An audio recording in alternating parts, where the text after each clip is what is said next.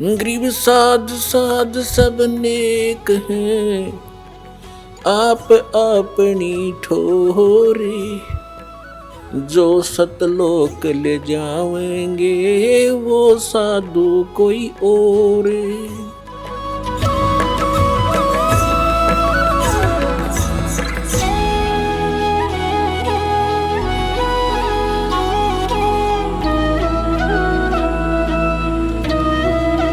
इसी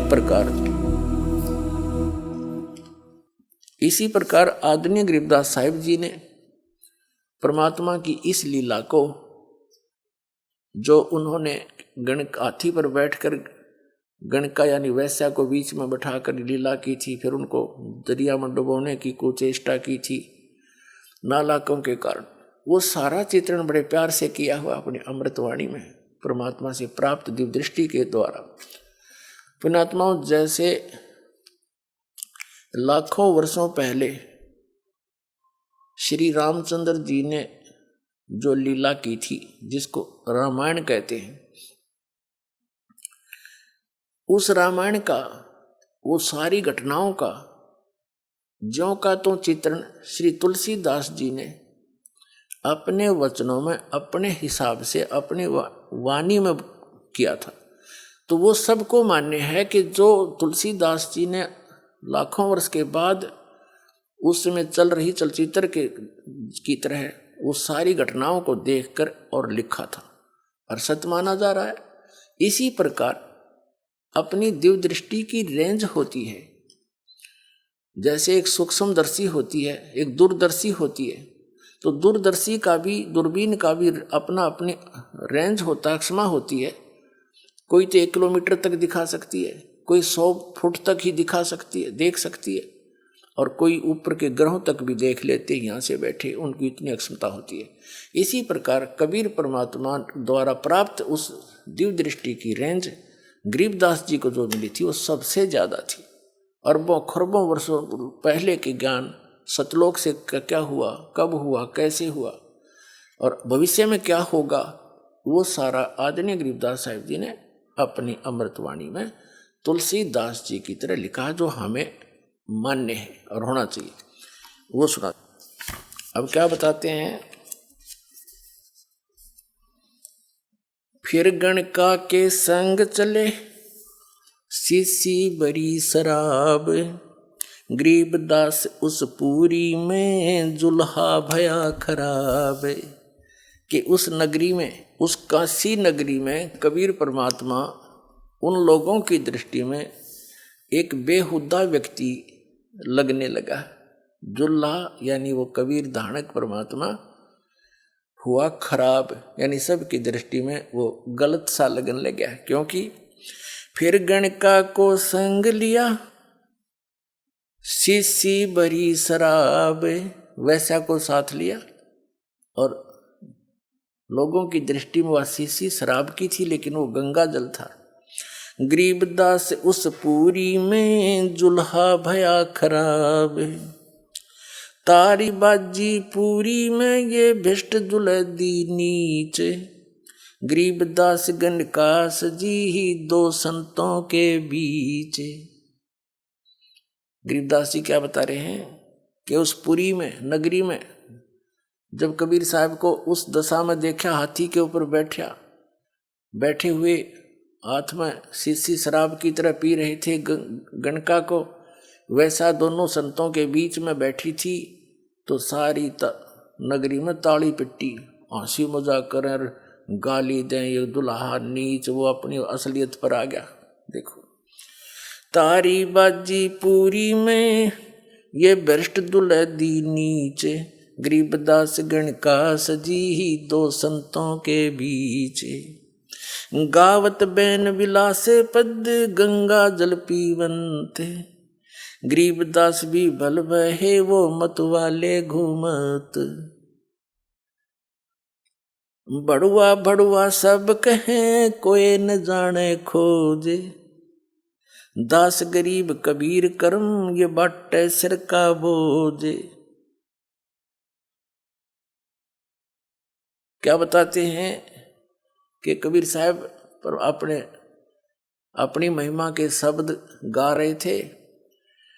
गावत बैन विलास पद वो गंगा जल पीवंते, गंगा जल पी रहे थे शीशी से। और गरीबदास भी भल बहे वो मतवाले घूमंते, जैसे लोगों को ऐसा लग रहा था ये तो बिल्कुल शराब के नशे में और मतवाला होकर घूम रहा है। बड़ुआ बड़ुआ सब कहें कोई न जाने खोजे, दास गरीब कबीर करम ये बाटत सिर का बोझे। सब कहने लगे तो बड़ुआ है, गंदा आदमी है, देखो सरेआम क्या जुल्म कर रहा है। तो कभी गरीब आदमी गरीबदास साहब जी कह रहे हैं कि भड़ुआ भड़ुआ सब कहें और कोई ना जाने खोज, वास्तविकता से को परिचित नहीं, ये लीला क्या कर रहे हैं।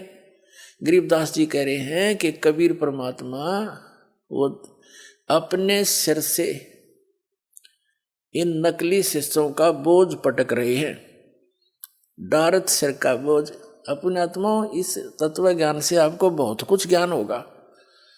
जैसे ये नकली संत लाखों करोड़ों शिष्यों को अपने पीछे लगा कर गर्व महसूस कर रहे हैं कि हम बहुत बड़े संत और मंडलेश्वर बन गए, और ये पता नहीं आपको ज्ञान है नहीं, आप अधिकारी हो नहीं।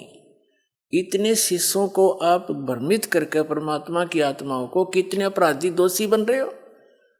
आपके ऊपर इतना जबरदस्त भार हो जाएगा, आप तो असंख्य जन्मों तक नरक से नहीं निकल पाओगे। तो ये परमात्मा ने भी यह लीला की कि जब देखा 64 लाख से उस समय, आज से 600 वर्ष पहले 64 लाख से होना कोई बालकों का काम नहीं, ना कोई मीडिया था, ना कोई ऐसा। और दानक जुलाहे के घर जन्म जिसका, एक गरीब व्यक्ति आम आदमी की दृष्टि में तो कितने समर्थ थे वो, कैसे उन्होंने लीला करके अपने बच्चों को अपनी शरण में लिया, उनको सत भक्ति दी। लेकिन हम परमात्मा को ना पहचान कर उससे ऐसे ही बिछुड़ते रहे। अब वो कमी, अब जो दास आज सत्संग सुना रहा है वो लास्ट में रिजल्ट निकलेगा इसका। तो वह त्रुटि, वो कमी अभी तक हमें हानि करती रही, आगे अड़ती रही। तो क्या बताते हैं, तो सभी के सभी जो शिष्य थे वो अपने आप विमुख हो गए, सत्संग में जाना छोड़ गए। यहाँ दो स्थिति होती है, एक तो होता गुरुद्रोही। गुरुद्रोही वो होता है जो गुरु की निंदा करने लग जाता है, उसका विरोधी बन जाता है, तो वो तो गुरुद्रोही है। गुरुद्रोही तो कभी भी फिर भविष्य में अगले जन्मों में कई असंख्य युगों तक मानव शरीर नहीं प्राप्त करता। और जो वैसे ही लोकलाज में दब के अराना छोड़ गए तो उनको, और गुरुद्रोही हुए नहीं, गुरुद्रोही की परिभाषा आपको बताई थी, तो उनको फिर आगे उस परमात्मा के द्वारा दी गई भक्ति, जिसने 2 वर्ष की, किसी ने 10 वर्ष की, किसी ने 20 वर्ष भी की होगी, किसी ने 30 वर्ष भी की होगी, तो उस भक्ति से वो फिर रह गए यहीं पर। लेकिन उस भक्ति के कारण परमात्मा उनको चार्ज कर गए, इतने दयालु हैं। उनको फिर मनुष्य जन्म मिलने शुरू हो गए, और वो ही आप हो जो यहाँ आ रहे हैं। उन 64 लाखों में से पहले वो आएंगे। आप भटक रहे हो, परमात्मा से दूर हो गए, लेकिन वो दयालु हैं। उनको मालूम था कि ये अब नहीं पहचानेंगे मुझे, हमें चार्ज कर गए, इतने दयालु हमारे कर्म बनवा गए, अराब बढ़वा को आ गए, और हम उनसे दूर हो गए, और कोई विकल्प नहीं था उनके सामने। तो हम अब आप जी को जो मनुष्य जन्म मिलता हुआ आ रहा है, आपके अंदर प्रेरणा है परमात्मा की। कोई कहीं जा रहा है, कोई संत के पास जा रहा है, कोई किसी मंदिर में जा रहा है, कोई तीर्थों पे जा रहे हैं, कोई अपने आप ही कोई साधना कर रहे हैं, तो आपके अंदर वो चाह है। तो 2 प्रकार से मानव शरीर प्राप्त होता है। एक तो पूर्व के पुण्य कर्मों से लगातार मनुष्य जीवन कई भी मिल जाते हैं, जब तक उसके पूर्व जन्म के पुण्य चलते हैं, भले ही आगे वो भक्ति करे या ना करे, पिछले प्रारब्ध के कर्मों से, संचित कर्मों से ऐसे मिल जाते हैं। तो जो व्यक्ति ऐसे मनुष्य जीवन से ही मनुष्य जीवन प्राप्त है, वो जल्दी भक्ति को ग्रहण करता है, उसमें एक चेष्टा रहती है परमात्मा के पाने की। और एक दूसरी टाइप से मिलता है जन्म, एक टर्न वाइज मिलता है, नंबर वाइज। जैसे 84 लाख प्रकार के प्राणियों के शरीर में कष्ट भोगने के उपरांत इतने पुण्य शेष रख लिए जाते हैं इस प्राणी के कि उसको एक मनुष्य जीवन फिर से दिया जाता है। जो अन्य प्राणियों के शरीर भोग भाग के अब आए हैं वो इस भक्ति में जल्दी से नहीं लगेंगे, चाहे कितना सिर पटक ले, उनकी ओर ही वृत्ति होती है। तो आप जी जो कहीं भी किसी संत के पास गए हैं, उनके पास या किसी मंदिर मस्जिद गुरुद्वारों में जा रहे हो, आप वो आत्मा हो जो मनुष्य जीवन से ही आपको पुनः मनुष्य जीवन प्राप्त हुआ। पिछले जन्म में भी आप मानव ही थे, इसीलिए आपके अंदर अन्य व्यक्तियों से एक विशेष, आपके विचार भी अच्छे होते हैं, आपका भाव भी ठीक होता है। भले ही आप कितनी बुराई कर रहे होते हो उस समय, लेकिन इस ज्ञान को सुनते ही बड़े बड़े शराबियों ने शराब त्याग दी, दुराचारियों ने दुराचार त्याग दिया, डाकुओं ने डाके डालने छोड़ दिए, चोरों ने चोरी छोड़ दी, रिश्वतखोरों ने रिश्वतखोरी छोड़ दी।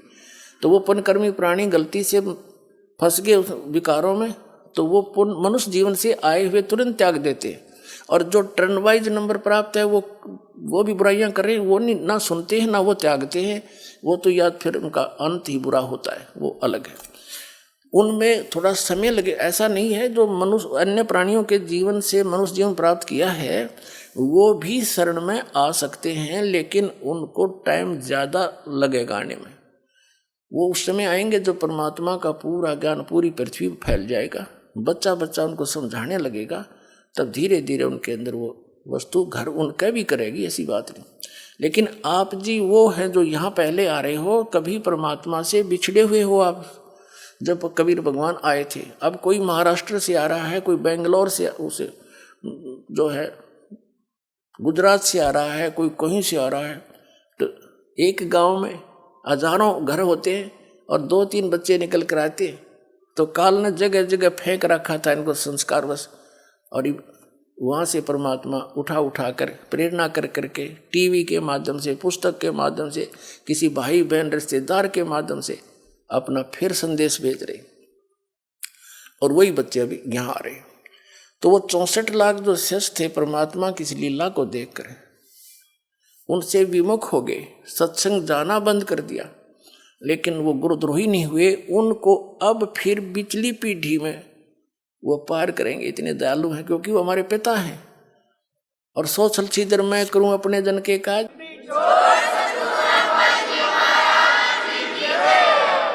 इन संतों ने भी सोचना पड़ेगा कि बाहर ने सिर पर धर के ले जाओगे, भगवान भी पटक दिया उन्होंने। अब इन संतों का भार इसी बात से मुक्त हो सकता है, इस दास के ज्ञान को समझें, और त्रुटि है तो दास को बताएं। कोई मैं गलत कह रहा हूं तो एक तो बोला, कोई सारे सांप सूंघ गया सब ने, तो इसका मतलब ये हार तो चुके हैं। जनता भोली आत्मा श्रद्धालु हैं, चिपके बैठे हैं, इनको जब समझ में आओगी ये स्वयं आ जाएंगे। और जो ज़्यादा ही अच्छी आत्मा यानी ड्योटी है और विवेकहीन है, वो उनके पास रह जाएंगे। तो उन पर फिर भी भार रहेगा, क्योंकि उन्होंने तो मिसगाइड कर ही रखा है, उनकी आत्मा कह ही नहीं रही कि ये कल्याण करवा लें। तो उन सब का जो मिसगाइड किया हुआ, चाहे वो बेशक यहाँ आ जाए, फिर भी उन पर भार रहेगा, उन संतों पर जिन्होंने उनको पहले भ्रमित किया हुआ है। तो उनका एक ही तरीका है, वो स्वयं सबको कह दें, इस ज्ञान को समझें, वैसे नहीं खूब गहराई से जाने। वो भी भगवान के लिए निकले हैं, उनको भी परमात्मा चाहिए, मोक्ष उनको भी आवश्यकता है। और जब आपके पास मोक्ष मार्ग नहीं है तो यहाँ से आज कितनी सुविधा आपको कल को नहीं रहेगी। 84 लाख योनियों में जाना पड़ेगा, नरक में डालेगा काल तुम्हें। तो ये संत एक बार इनको कह देंगे कि भाई देखो ऐसे आशा है, हमने कोशिश बहुत की, हमें भी ज्ञान नहीं था, इस ज्ञान से तो सिद्ध हो ही जाएगा, उनको ज्ञान है नहीं। अरदास सरेआम कह रहे हैं, इनको ज्ञान नहीं, इनके पास कोई समाधान नहीं, फिर भक्ति किस लिए कर रहे हैं? जब कोई साधन नहीं है और ज्ञान नहीं है, फिर क्यों आप भ्रमित जनता को कर रहे? तो इससे इनको ये समझ में आ जाना चाहिए और कह देना चाहिए अपने अनुयायियों को, भाई ऐसे ऐसे बात बन गई, मुझे भी ज्ञान नहीं था, और आप भी चलिए, आप कल्याण कराओ वहाँ पर जा करके। अब एक डॉक्टर के पास आने में के शर्म माने? दास डॉक्टर है, आपको जन्म मरण का रोग है, परमात्मा ने दास को डॉक्टर बना के भेज दिया, तो सारा विश्व आ जाओ।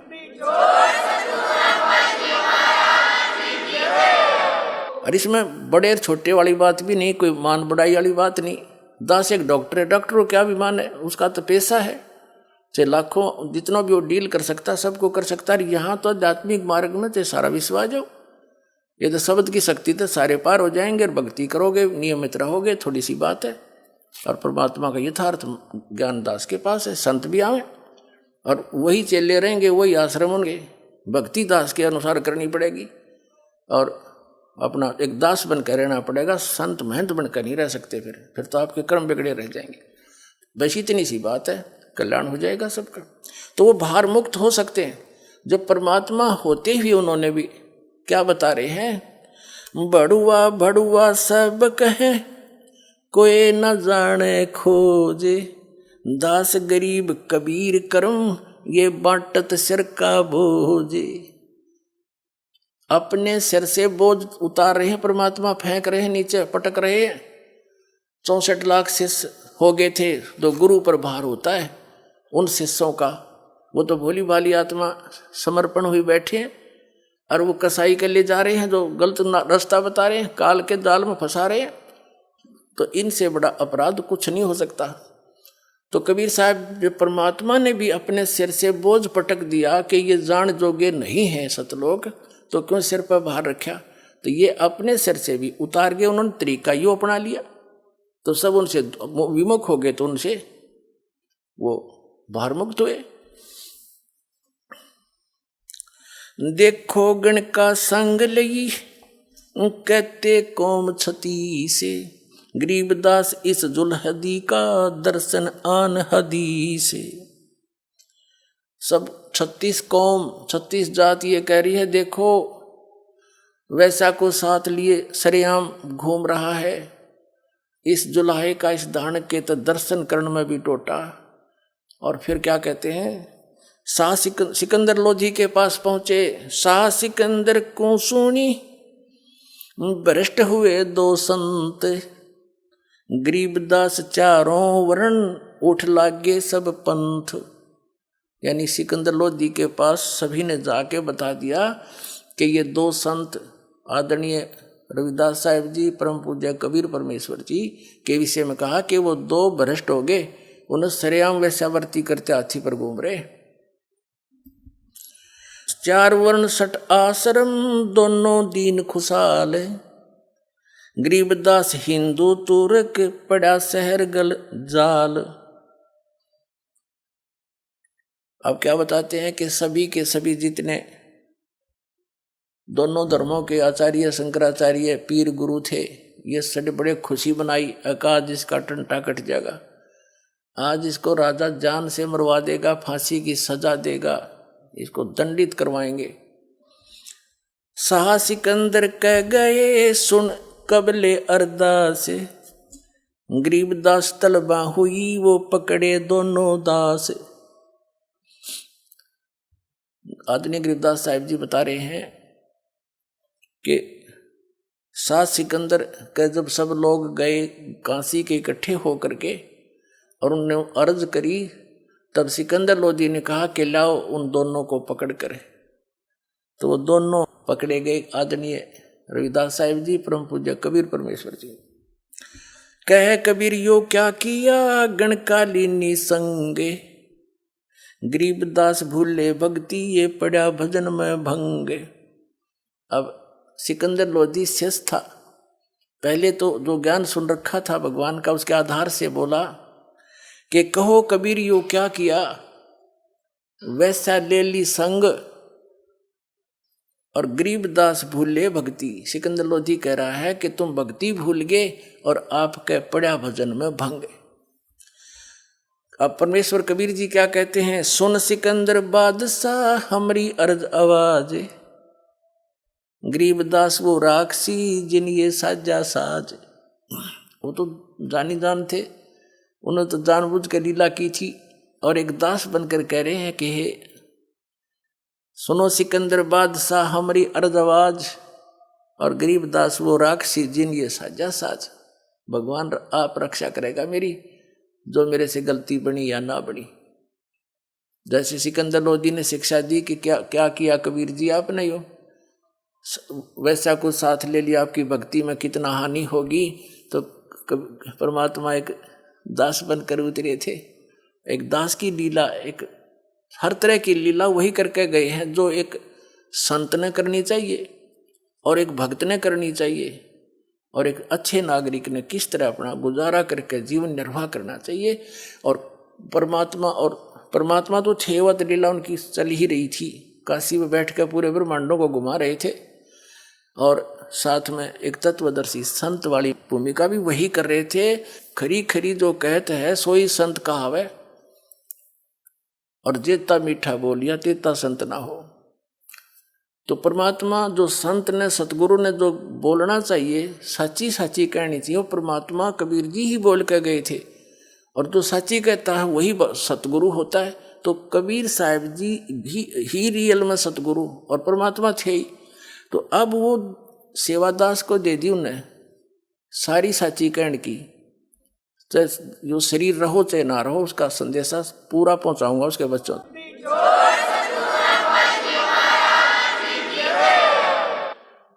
तो यहाँ परमात्मा खरी खरी कहा करते थे, सारी लीला वही कर रहे थे। और एक राजा के सामने नागरिक और दोषी कैसे बोलना चाहिए, ऐसे बोल रहे हैं। और उनकी दृष्टि में तो दोषी थे, लेकिन वो तो पूर्ण परमात्मा है, समर्थ है, निर्मल है, निर्दोष है। सुन सिकंदर बादशाह हमरी अर्ज आवाज। और कबीर साहब की तरफ से गरीबदास जी कह रहे हैं, गरीबदास वो राक्षसी जिन ये साजा साज, कि मेरा तो भगवान मेरी रक्षा करेगा, जो भी मेरे से हुई सो हुई। अब क्या बताते हैं, फिर क्या किया। जड़िया तोक जंजीर गल सहा सिकंदर आप, गरीबदास पद लीने है वो तारी अजप्पा जाप। अब कबीर साहब लीला कर रहे हैं, हमें बता रहे हैं, समझा रहे हैं कि कोई भी आपत्ति आप पर आ जावे,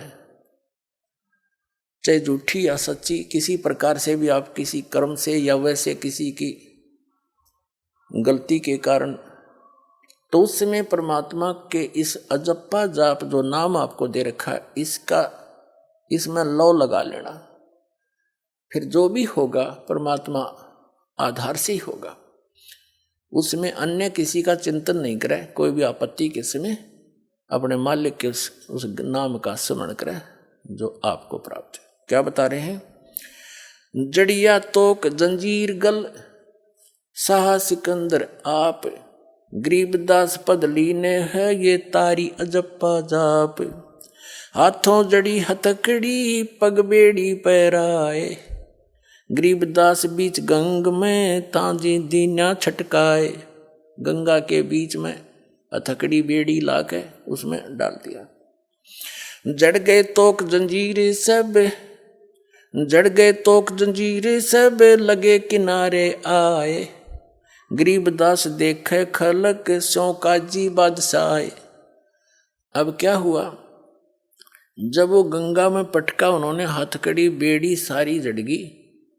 कबीर साहब ऐसे बैठे हैं जल पर, जैसे थल पर बैठे होते हैं, नीचे से बड़ा वेग से लहरें जा रही हैं जल की, मालिक बैठे।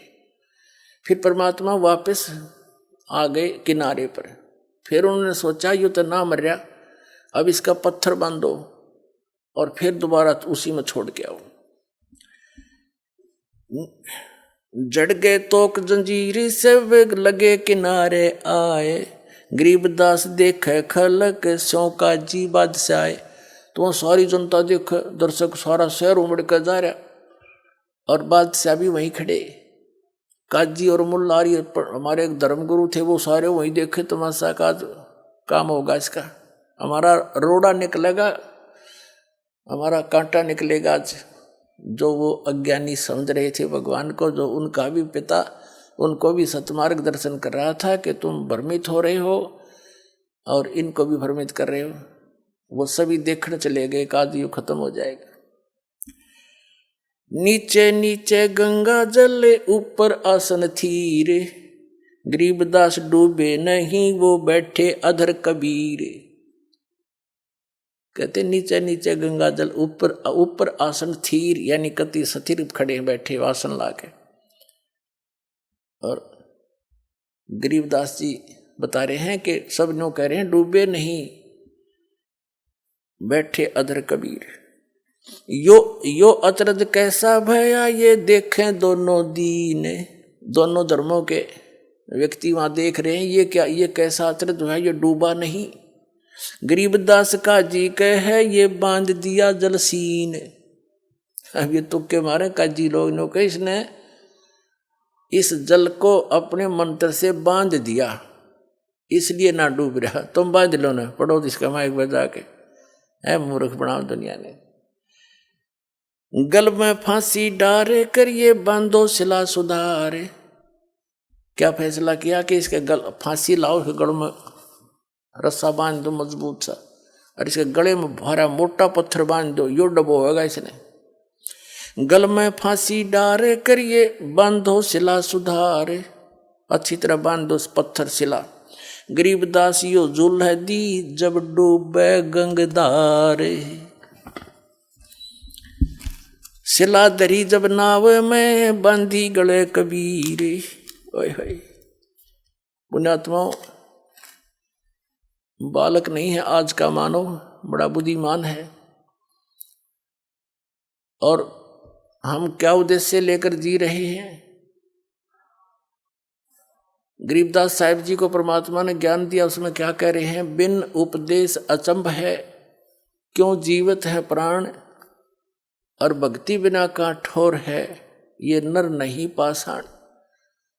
उदय अस्त का राज जीव को जय कोई दे, और लाख बधाई के करे जय नहीं नाम तेने। अब क्या बताना चाहते हैं कि ये जीव मनुष्य जीवन पा करके भक्ति नहीं कर रहे, उपदेश नहीं ले रखा, ये किस आधार से जीवित है, किसको आधार मानकर जिंदा है। अगर इस ज्ञान को सुनकर ये इधर नहीं आते हैं उपदेश लेने, तो ये आदमी नहीं, ये पत्थर जल हो गए। इनके पाप कर्मों के कारण इनके ऊपर पत्थर हो गए, ये पत्थर हो गए, इंसान नहीं है। तो इतना किस लिए जी रहे? हम इन कार और कोठियों को, बेटा और बेटियों को अपना मानकर जी रहे हैं। कल मृत्यु हो जाए आपकी, क्या उद्देश्य था ये? कल बच्चे आपके सामने मर सकते हैं, ऐसे गंदे लोग में हम रह रहे, क्या यही उद्देश्य फाइनल है? कहते इस भक्ति बिना कहाँ ठोर है, ये नर नहीं पाषाण। तो यहां क्या बताना चाहते हैं? अपना आत्मा परमात्मा हमारे लिए कितना दुख उठा रहे हैं। आप तो भांग पिए पड़े हो काल की।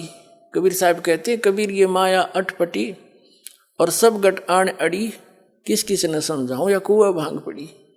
काल ने आपका अज्ञान की और यहाँ की झूठे लालच लोभ की, कोई ठीकार बंगले की, या एक ऐसा नशा चढ़ा रखा आपके इस माया का। कहते हैं कबीर साहब कहें, किस किस ने समझाओ या कुआ भांग पड़ी।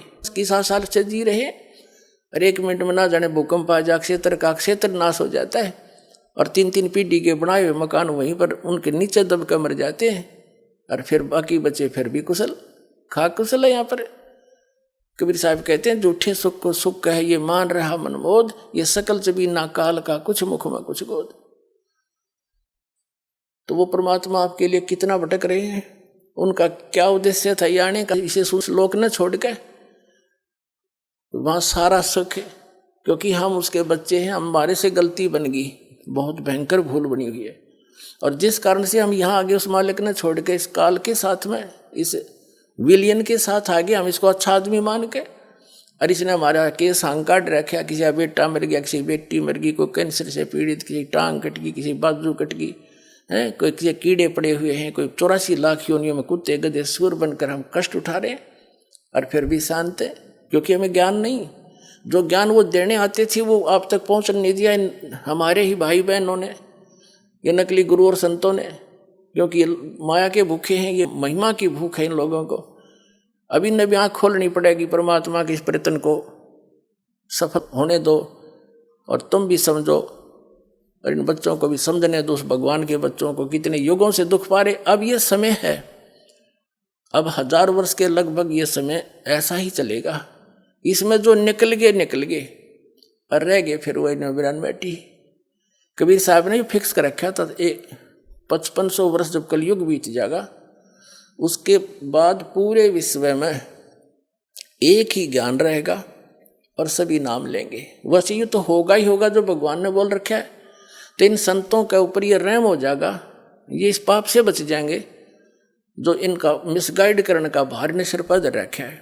नींद ने तो आना ही पड़ेगा, सब यहीं आएंगे, उन पर भार न्यों का न्यों रह जाएगा। ये शब्द बोले बिना इन्हें बोलना पड़ेगा।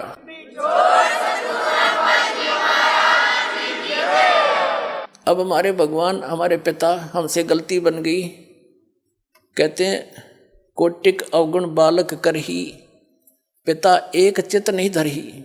हमने उनको पीटा, उनको बड़ुआ कहा, उस पर तोप के गोले चलाए, पत्थर मारे।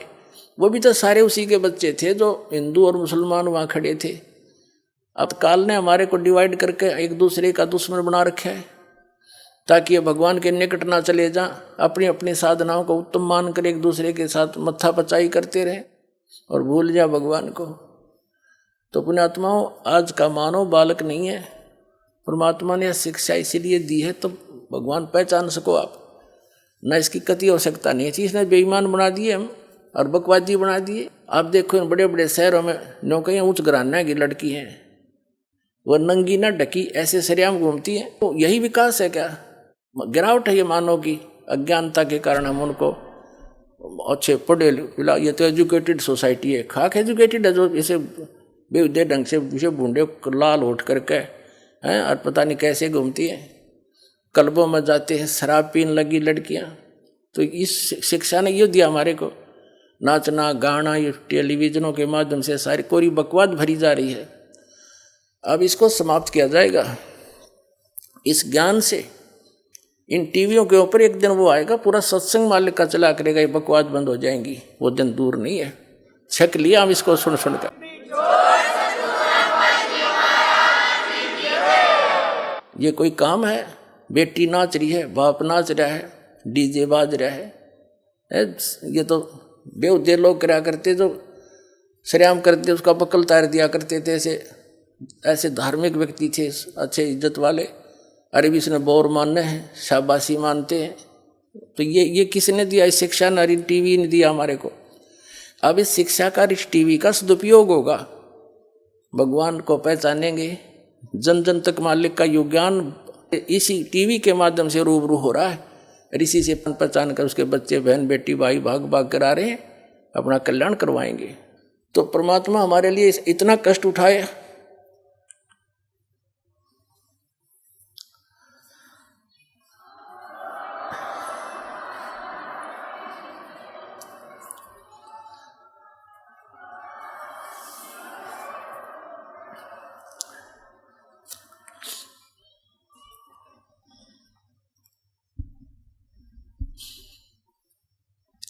और हम उनको पहचान नहीं रहे हैं। ये हमारी बहुत बड़ी भूल है। इस भूल को अब समाप्त करो। असंख्य युग हो गए यहाँ धक्के खाते हैं। परमात्मा कहते हैं कोट जन्म तन भरमत हो गए, कुछ नहीं हाथ लगा रे, कुकर सुकर खरबया बोरे, कौआ हंस बगारे। पुण्यात्माओं, जिसको नशा हो वह व्यक्ति चाहे जून के महीने में पंजाब, राजस्थान, हरियाणा, यूपी के क्षेत्र में और बाहर पड़ा हो, पसीने में पसीना हो रहा हो, रेत उसका लगा हुआ हो, उसको कोई कहे भाई तू बहुत दुखी है, उठ ले यहाँ से, चल तुझे छाया में बैठाता हूँ, और वो कहता है जोड़ दे मौज हो रही है। तो आज हम इस स्थिति में है, इस गंदे लोक के इस सुख को हम सुख मान रहे हैं। हम शराबी की तरह पड़े इसके अंदर। और जब यह भांग उतर जाएगी आपकी, या शराब उतर जाएगी इस तत्व ज्ञान से, आपको नरक दिखाई देगा सतलोक की तुलना में। क्योंकि अभी हमें ज्ञान न ठीक नहीं मिला। सतलोक में कहते हैं प्रकाश ही प्रकाश है, आत्मा उसमें जाकर मिल जाती है जैसे बूंद समंदर में। और कुछ लोग हैं प्रकाश ही प्रकाश है, वो अमरलोक है और वो सतपुरुष है, और उसमें बिंदु की तरह आत्मा भटकती है। ये कोई ज्ञान है? क्या रुचि बनेगी वहाँ जाने की? और जिन महापुरुषों ने परमात्मा को देखा, अपने गवाह बना के मालिक ने वापस छोड़ा, उन्होंने सारी सच्ची बताई है। वहाँ ऐसा ही सृष्टि है, वो शरीर ऐसा नहीं है, वो बगैर नाड़ी तंत्र का शरीर है, उसमें वृद्ध अवस्था नहीं होती। वहाँ सतलोक एक पृथ्वी है, सफेद उसका कलर है, जैसे रेई देखी हो आपने, उसमें सफेद मिट्टी हो जाती है, तो वो परमात्मा की वह सफेद मिट्टी है, लेकिन वो रेही नहीं, गजब की बहुत ज्यादा चमकीली है, जैसे बालू रेत है कि किसी तरह का, इस तरह की वह पृथ्वी अलग है, सफेद है, चमकदार है, और वहाँ पर सब सृष्टि है, बाग बगीचे हैं, हीरे पन्नों के वहाँ पहाड़ हैं, यहाँ तो पत्थरों के पहाड़ हैं, और गंगा जैसी दरिया वहाँ पर हजारों बह रही है, वो जल कभी खराब नहीं होता। इस गंदे लोक में ये गंगा दरिया का जल यही खराब नहीं होता। ये एक सैंपल दे रखा परमात्मा ने, अपने सतलोक से भेज रखी है, और वो आपके लिए कि विश्वास हो जाए कि वहाँ ऐसे मटेरियल है, वहाँ ऐसे पदार्थ हैं, कभी नष्ट नहीं होते, तो उसको छोड़कर तुम यहाँ आ गए। उस सुख को देखकर ही हम उसको परिचित होकर वहाँ रुचि बनेगी। अब जैसे किसी का गांव में छोटा सा प्लाट हो और उसने चंडीगढ़ के में को प्लाट बता दे कि वहाँ ऐसा चल मैं तुझे इस तरह मिलता है, ये फार्म भर दे, कौन ना भरेगा, क्योंकि वो देख चुका है। तो मिनट में भरे और फटाफट जा बैठे उठे छोड़ के उस गाँव वाले छोटे से घर ने। तो ऐसे ही जब आपको इतना ही विश्वास दास दिला देगा कि सचमुच वो ऐसा है, तो आपकी अपने आप रुचि बनेगी। या तो आपका रहना नहीं, चाहे करोड़पति है, चाहे 20 कोठी बना रहा है, 1 मिनट में मृत्यु होगी, कुत्ता बनकर उस कोठी के बाहर बैठा पाओगा। तो ये अपनी कैसे हुई, ये तो मूर्ख बना रखे अपने को। तो ये आपका विश्वास होगा इस बात का। तो भगवान हमारे लिए भटक रहे हैं, क्या क्या कष्ट उठा रहे हैं, और हम फिर भी आंखें नहीं खोल रहे। तो अब जागना पड़ेगा अपने, बहुत समय हो गया इसकी काल की भूल भुलैया में।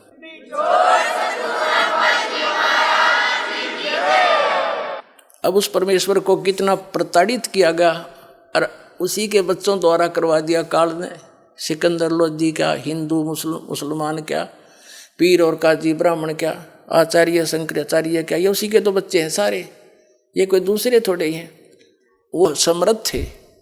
अगर वो दूसरा समझते, जैसे ये और तुम देखो पुराने इतिहास देख ले, दुर्वासा जैसा का, दुर्वासा के पास थोड़ी सी भक्ति प्राप्त की थी, सिद्धि होगी, और श्री कृष्ण जी के पूरे परिवार को श्राप दे दिया, तुम्हारा नाश हो है, और वो नाश हो गया। यादव कुल का 56 करोड़ यादव कटका मर गए। तो वो उसके थे नहीं। और कबीर साहब समर्थ थे, दुर्वासा जैसे तो उसका पास सिंह भी नहीं, समर्थ शक्ति है वो, और उन्होंने किसी को बद्दुआ भी नहीं दी। अब वो किसने बद्दुआ दे, किसने मारे, वो सारे उसी के बच्चे थे। अब जिस पिता ने यूँ मालूम है कि मेरे बालक है शराब पी कर चाहे लठ मार रहा है पिता के, वो अपना न सोचेगा, इसका उतरेगी जब समझेगा, मैंने पहचान लेगा। तो अब ये तो हम ऐसे थे, इस काल ने ऐसे बना दिए।